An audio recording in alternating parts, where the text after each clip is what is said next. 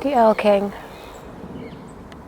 The title references a certain Gothic pastiche, the imitation of a style of writing, which has our author Angela Carter imitating the great writers of an older literature. As a more modern reader, we are perhaps a little desensitized to the cliché.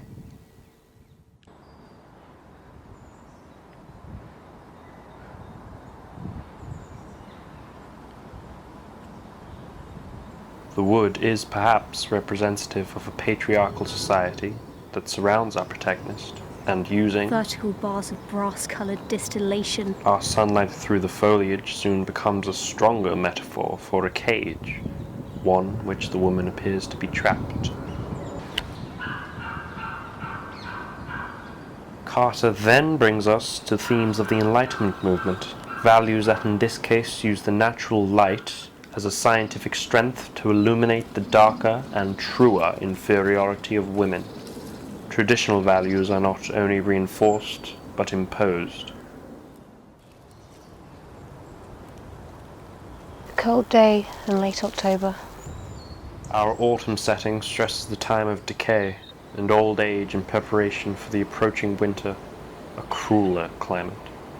We are perhaps in the final stages of patriarchy. The subtle labyrinth is a juxtaposition on the natural wood we knew at first, having connotations of the sacrificial construction by the hand of the Minotaur and of man. And like a system of Chinese boxes, The forest is now an intricately designed prison. everything is as it seems. Once I am inside it, Once you are inside I must stay there. Strangely, the woman's narrative voice addresses the reader in second person, as if Carter were using immediate engagement as a horror pastiche. My girlish and delicious loneliness, 100-eyed, heavy bunch of red berry, delicious as goblin or enchanted fruit. The allusion to the goblin market attributes to Carter's pornographic combination of consumption and sex. The birds, the beasts, the wrens, the doves. His eyes are quite green, bodies. as if I am the rusty from too much fox. looking at the wood. The wood! Our first description of the Erl King is unusually through these animals of prey. They, like the woman, are seduced by the irresistible lure of this male figure blank space. He, or it, is an inescapable force, an engorging black hole, one that is a patriarchal social construction. The Erl King has no features, he sucks in the light. He is the absence of all things, and they are drawn to him. There are some eyes can eat you.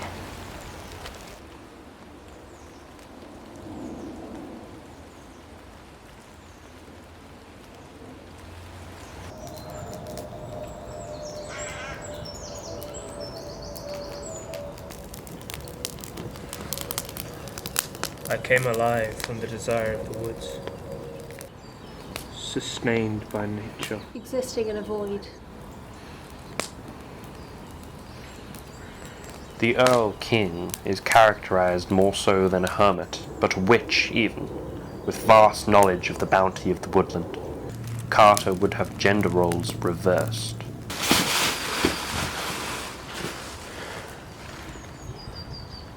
The devil has spat on us both. He told me his nanny goat gives him her abundant milk, and with it he can make soft cheese that has a unique and amniotic taste.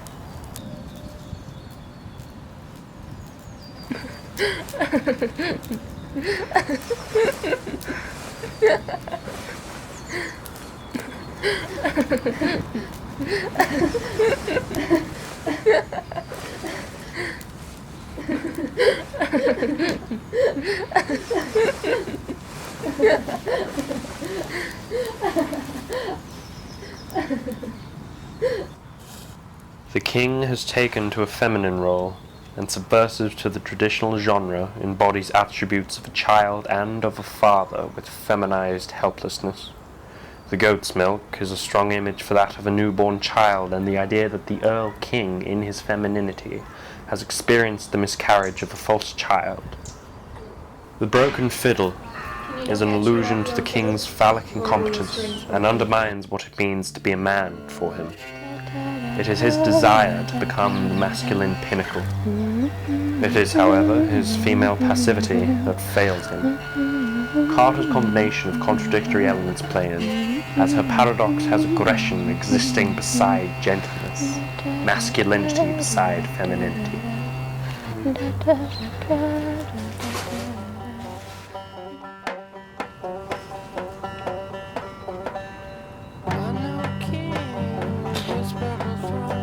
You forget that the price of flesh is love. And sink your teeth into my throat and make me scream. I am not afraid of him. All the birds would fall with the imperative of gravity, and the sweetest singers he would keep in cages. But I should be dumb from spite, drawn to the emission of light at the centre of your eye. While gravity is a natural force of nature, patriarchy is a man-made construction, but feels just as powerful. Carter's mismatch in age is a deliberate poke at the Gothic pastiche of older men's fixation with female virginity. It is gratifying to the ego, becoming parental. Carter would have the young woman drawn to security and awe of an older man. The king possesses the purity of his little girl. The birds. They do not sing, do they?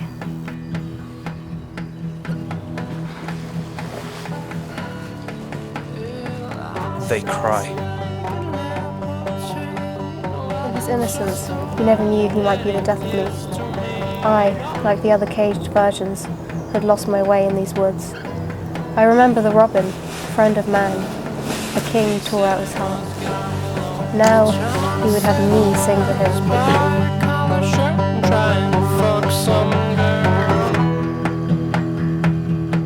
My hands shake. He says if you value your life, stay off the drugs. If you value the drugs, stay out of doors. If you value them doors, you better lock them, son. If you don't wanna lock them, you better